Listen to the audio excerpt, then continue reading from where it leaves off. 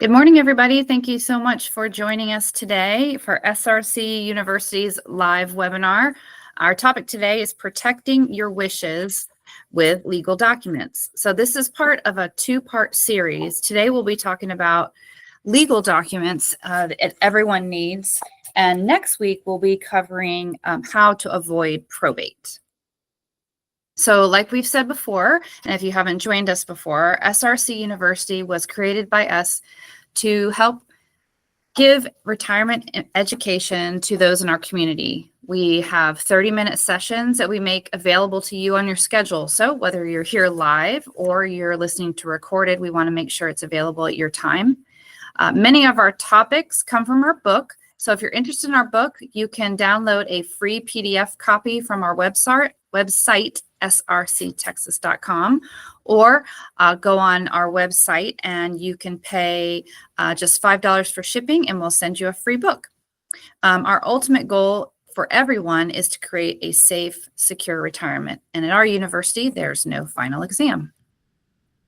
Okay, so if this is your first time joining us, we've been doing a series through the summer and the fall on Tuesdays at 10:30, and we're so glad that you're here. If you have missed any of our previous webinars, this is a list of ones that we've done before, and they're all on our website. So if you sign up for SRC University, you'll have access to all of these webinars.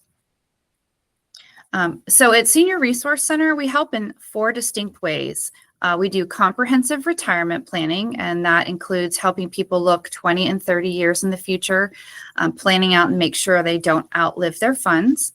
We also do tax planning, which is just helping people find ways to pay less tax. We're not CPAs. We do a lot of long-term care planning and helping people in the community protect and preserve their assets and get on federal or state programs, including Medicaid and VA aid and attendance. And lastly, we do estate planning. We're not attorneys, but we do just try to give people the idea of what items that they need to protect their assets, whether alive or in their past, and that they have their wishes protected. And that's kind of what we're covering today. Now, do understand that everyone's situation is unique, and your situation determines the specific legal documents you might need. We are not attorneys, and we do refer all of our legal questions to our partner, a licensed attorney. All right, so with that, I'm going to pass it on to Bill. Thanks, Tara. Hey, good morning, everybody. Welcome to the first of a two-part series that's kind of winding down the year. And on this one, we want to focus on legal issues, which is not a direct part of our practice, but something that's important for each one of us. And in investigating this, estate planning kind of provides you and your loved ones. It protects your wishes. It directs how your property is going to be used while you are both alive and after you die. And not having the right legal documents can frustrate your goals. What we found is legal documents essentially protect wishes. And the discussion today is going to focus on 2 different types of legal documents. There are some that work and apply while we are alive, that they help guide and help us make financial, medical decisions while we're alive. And then there's another array of them that apply after we die.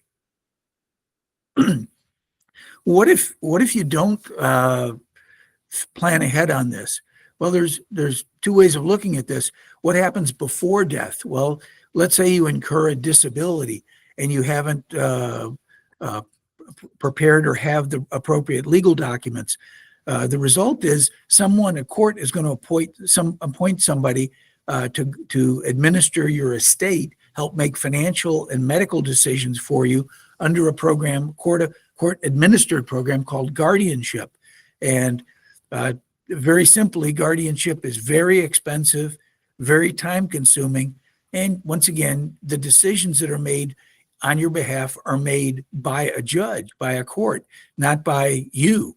And so not having the right legal documents, and if you incur a disability, you will suffer through guardianship. It's to be avoided. And the second part of this is, what if I die with no plan for where my stuff is supposed to go. We each have some stuff, and we have heirs that we might want to have assume it, or we might have some charities that we want to provide it to as a way of leaving a legacy. Well, if I die with no roadmap, well, then the courts, once again, the state of Texas has a will for each one of us. If you die without a will or without beneficiary designations, you die in what's called intestacy, which is to die with no plan. And so then the court will step in and will actually distribute your assets based on a state-approved formula. But that may not be the way you want your assets passed. So the default state plan is guardianship and intestacy, both to be avoided. So let's talk about the specific documents, and we're going to walk through these in more detail. During life, there are two critical documents that each one of us needs, and we'll go into these in detail. One is a financial power of attorney. The other is a medical power of attorney. And these are documents that appoint one or more people to represent us if we get to a point where we can't make our own decisions. So if I become incapacitated, I have some money and I'm not, and if I've appointed someone will have the authority then to spend my money according to my wishes. And the same is true with medical power of attorney. What type of medical care would I want if I can't make my own decisions? Other documents include a living will, which is, in Texas, we call it a directive to physicians. And this one actually answers some specific medical questions that maybe go beyond the scope of a medical power of attorney. We'll talk about that. There are other documents like a HIPAA authorization. This allows family members or friends to be kept aware of your medical condition. A number of years ago, HIPAA legislation was passed to provide protection for people's personal medical history and records. And so if we want our sons, daughters, nieces, nephews, friends, if we want someone else to be able to have access to it and to know about it, we have to authorize it through a HIPAA authorization.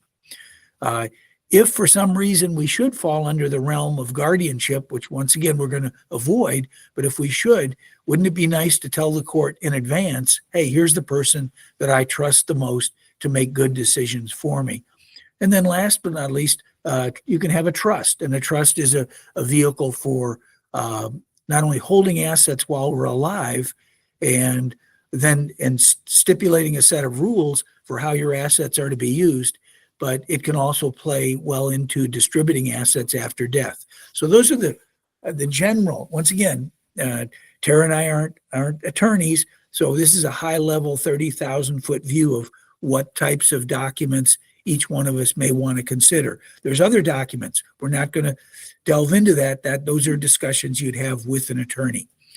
On the after-death side, we have three basic strategies. One is a will-based plan where I write up a document and I say I want a portion of my estate to go to this person and a portion to go to that person, and you spell out what your wishes are. Another option is setting up a trust. And what is a trust? In very simple terms, it's a box. It's a legal box that can contain or own assets.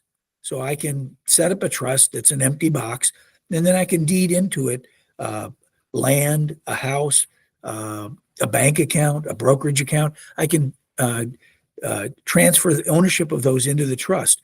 Well, what's the advantage of a trust? Well, people die, but trusts don't. Trusts can survive death, and so they can hold on to assets after a person dies. And as we'll see, they avoid it's one of the strategies for avoiding probate.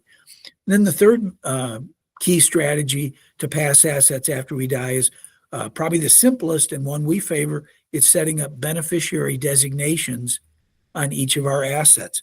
And we'll spend more time on this next week when we talk about avoiding probate. So let's take a quick snapshot look at what is a financial power of attorney. It appoints one or more people to make financial and property decisions for you. So this is critical. You want to pick somebody you completely trust when you set this up. When you do sign it, and only the person granting the power of attorney. So if I want to appoint my wife or someone else as my power of attorney, I'm the one that's going to sign the power of attorney. And it is something that gets notarized. My signature gets notarized saying that I've appointed this person or these series of persons to act on my behalf and to make decisions for me. Within the power of attorney, you can have a switch. You can have it take effect immediately or upon your subsequent disability. And we generally favor taking effect immediately. Once again, you're picking someone you really trust because they're going to have authority and control over your assets. If you pick upon your subsequent disability, then a doctor is going to have to write up a memorandum or a letter that'll accompany the power of attorney saying that, Bill elected not to grant the immediate financial power of attorney, but he has now lost the ability to represent himself. And so now it causes the power of attorney to go into effect. Powers of attorney are durable. That means they can be started while I still have capacity, and they can survive my losing capacity. So if I were to come down with dementia or Alzheimer's and get to a point where I couldn't make my own decisions, they then continue on. But it's notable, powers of attorney cease at death. So a lot of times people come in and go, hey, my mom passed away and I'm now going to manage her affairs. And I go, well, under what authority? And they go, well, I'm her power of attorney. And I go, that power, that ability ceased when your mom passed away. And a suggestion to not appoint multiple co-agents, more than one person acting at a time. You do want to appoint multiple people, but you want to appoint them serially. So I appoint Tom. If Tom can't act, then Susie is appointed. If Susie can't act, then Jim is appointed. So you can appoint multiple people, but you don't want to appoint multiple co-agents operating at the same time. Why? Well, let's say one of your co-agents goes to the bank to remove some money to pay some bills.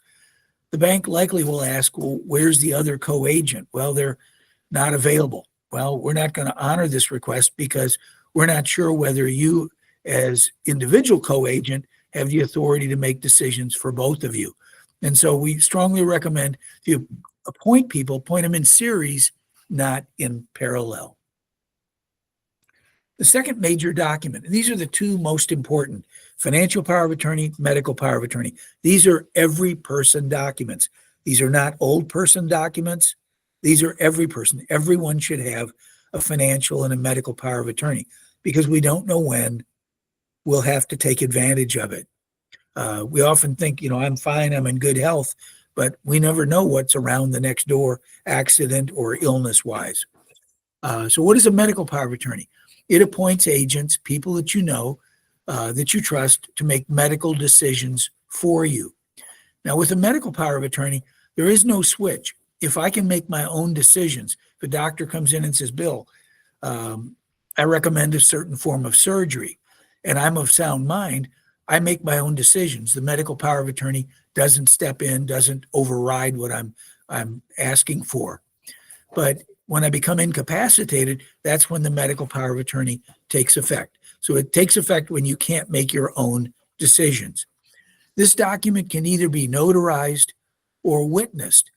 And if you're in the process of drawing up a financial power of attorney, which has to be notarized, I recommend, hey, why not get them both done at the same time? They can both be notarized. The notary can note my signature, and then we're good to go. And once again, do not appoint co-agents, more than one person acting at a time. So those are the two basic documents: financial power of attorney, medical power of attorney.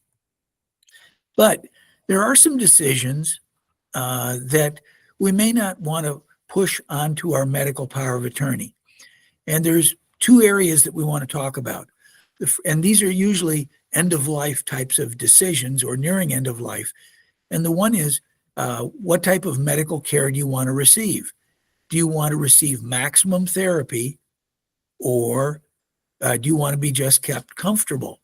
And, we don't want to load this decision onto a friend or neighbor or a relative. This is a personal decision. If you're end of life and the doctor says, Bill, you're terminal, we're not going to get better, how do you want to be cared for? Do you want to be kept comfortable, or do you want to receive maximum therapy? And the same applies for an irreversible condition. There was a notable story about this years ago in Florida.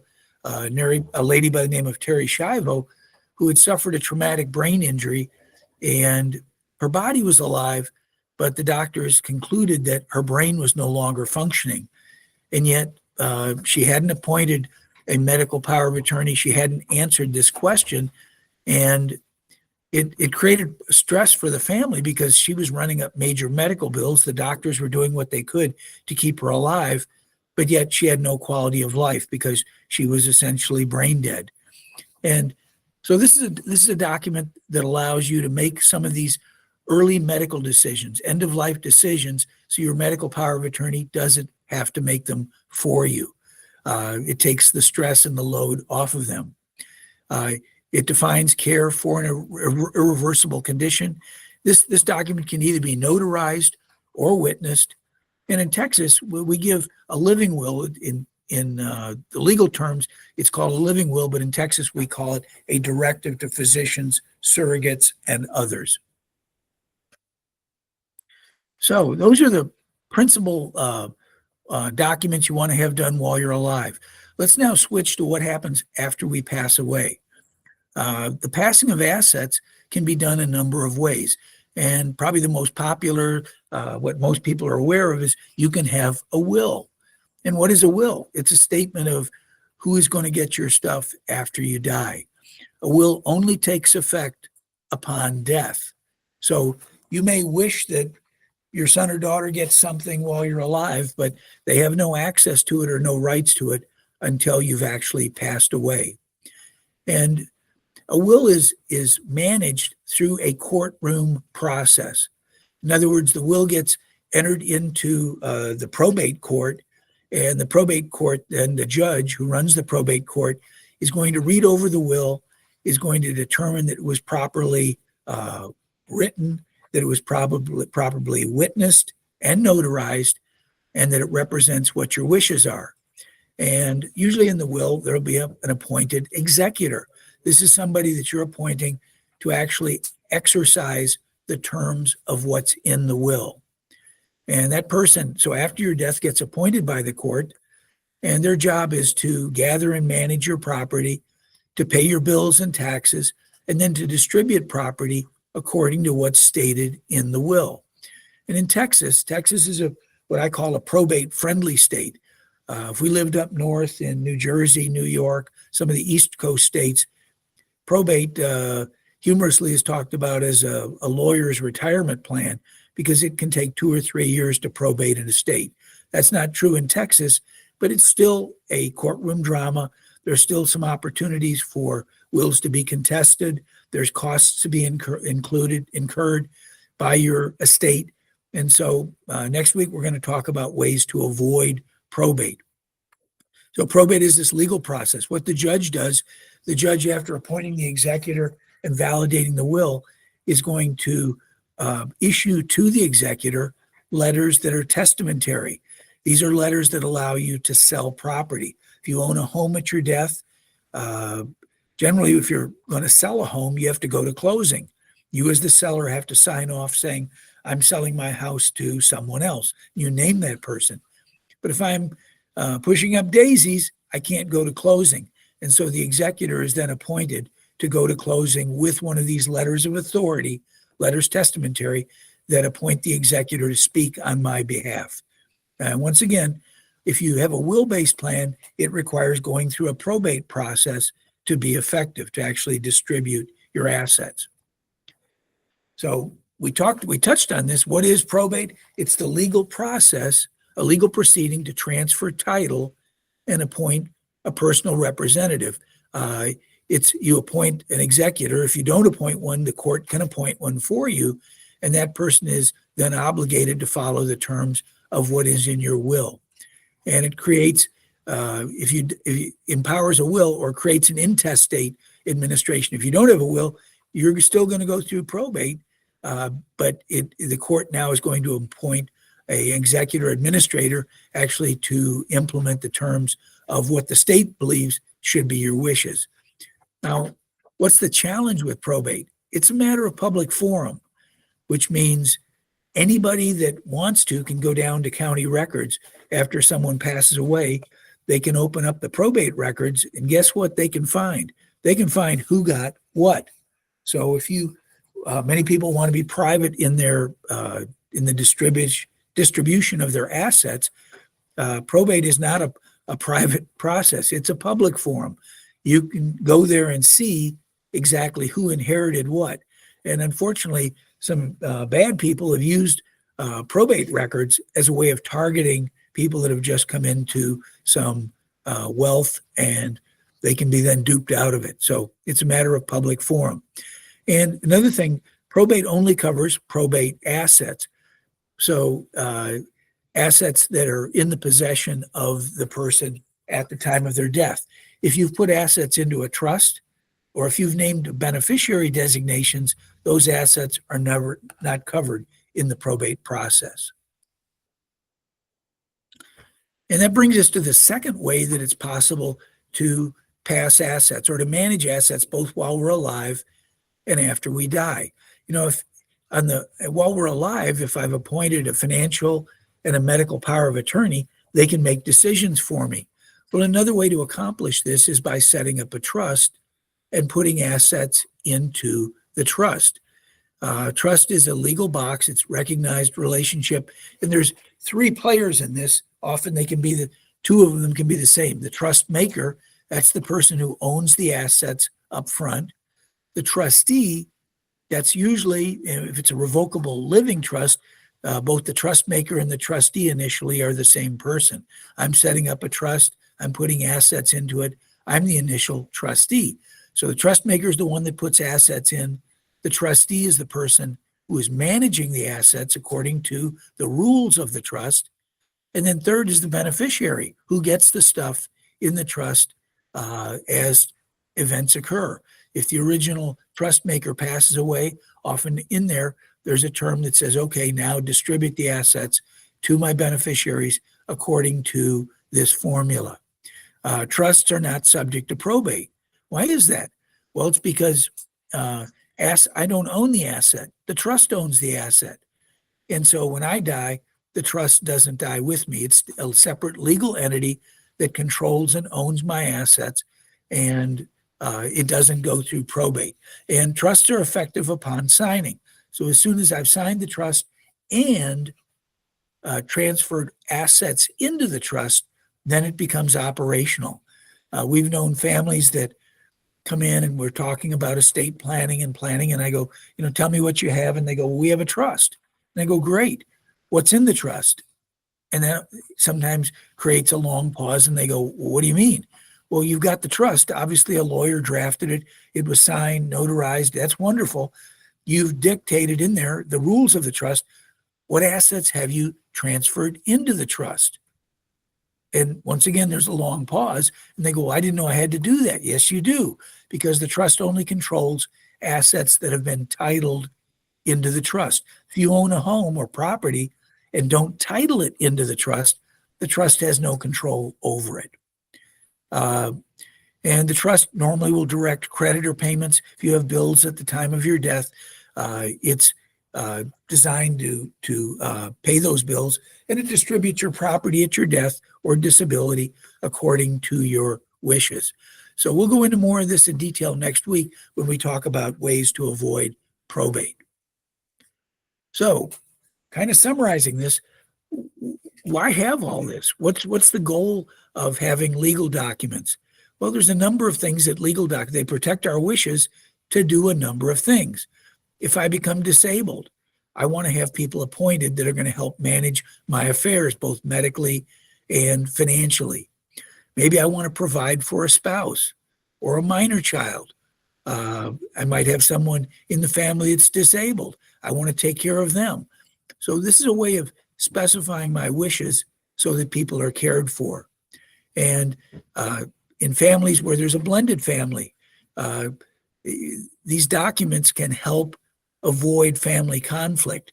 Many families today are blended families where people have been married before. They might have kids from prior marriage, then they get married again, And now we've got kind of a blended family. Well, it's kind of nice to spell out who's going to get what so we don't have family conflict when the parents go to heaven. The documents we're talking about provide vehicles for asset protection. They can shield assets from creditors, from lawsuits. And so these are things that can be done. They can help with catastrophic illness planning. Tara mentioned early on that we do a lot of long-term care planning. And our goal there is to preserve assets. We don't want people going broke paying for long-term care or medical care. And having the right legal documents can protect against catastrophic illness. They can be very useful in retirement planning, in shielding assets and how assets are used during the retirement process. They can be a vehicle for promoting your values. If you have charities that you want to recommend, charitable intent, this can be a way of creating a legacy, not only to family members, grandkids or great-grandkids, but also to charitable entities that you feel very interested in. So there's a number of ways that legal documents help us. If you have questions on this, we always welcome your phone calls. We will explain. Our goal is not to draft the legal documents for you, but to explain where they fit, how they work, and then if you want it, to acquire, actually to deal with an attorney to have the documents drafted. So we covered a lot in one day, and next week we're going to talk about ways to avoid probate. So, Tara, what do you think? I think that was a great wealth of information. And I think everybody can use it. A high-level discussion. Yeah. All right. Well, thank you, and look forward to talking next Tuesday at 10:30. All right. Thanks, everybody. Have a great day.